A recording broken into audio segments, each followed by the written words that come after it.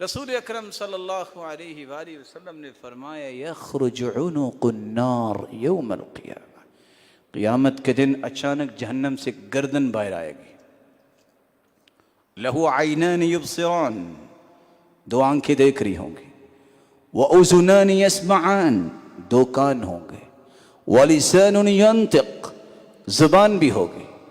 اور وہ کہے گی انی وُكِّلْتُ بِثَلَاثٍ، آج مجھے پابند کیا گیا ہے کہ اس کو سبق سکھانا ہے تین لوگوں کو، جن میں پہلا شخص وہ ہے بِكُلِّ جَبَّرٍ عَنِيدٍ، جو اکڑتا تھا، اللہ کی بات مانتا نہیں تھا. اور دوسرا وہ مشرک جو اللہ کے ساتھ کسی اور کو شریک ٹھہراتا تھا. آج میں اسے سبق سکھاؤں.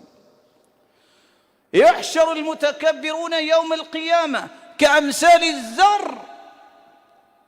في صور الرجال، قیامت کو سارے تکبر کرنے والوں کو اکٹھا کیا جائے گا اور اللہ رسول الجلال کے حکم سے ان کو چونٹیاں بنایا جائے گا. ہوں گی انسانوں کی شکلیں اور پوری دنیا کے پاؤں تلے اللہ رون دیں گے.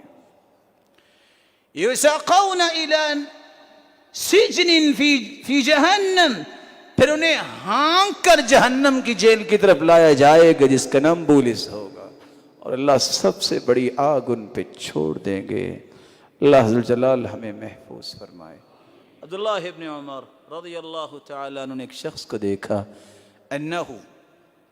ان رجلا مشى واختال في مشيته وجر ازارہ، ایک بندہ آکڑ کے چل رہا تھا اور اپنی چادر کو بھی زمین پہ پھینکا ہوا تھا ٹخنوں سے نیچے. تو دیکھ کے کہتے ہیں ان للشیطان اخوانا، اس کا مطلب ہے شیطان کے بھائی بھی دنیا میں رہتے ہیں. ان للشیطان اخوانا. سلمان رضی اللہ تعالی عنہ سے کسی نے پوچھا ایسی برائی بتائیے التی لا تنفع معها حسنہ، جو برائی ہو جائے تو نیکی پھر وہاں فائدہ نہیں دیتی. قال الکبر، تکبر ایسی برائی ہے جب یہ ہو جائے تو پھر نیکی کو فائدہ نہیں دیتی. کیوں؟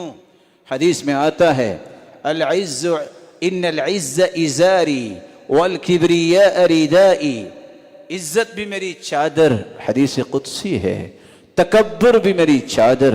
فمن نازعنی واحدا منہما، جس نے دونوں میں سے کوئی چادر مجھ سے چھیننی چاہی، قسمتہ، میں گردن توڑ دوں گا. القیتہ فی النار، قذفتہ، میں اسے جہنم میں ڈال دوں گا. یہ اللہ عز و جلال کا یہ فرمان جو ہے، یہ حدیث قدسی جو ہے جو رسول اللہ صلی اللہ علیہ وسلم فرما رہے ہیں کہ اللہ عز و جلال نے فرمایا. کتنی بڑی بات ہے.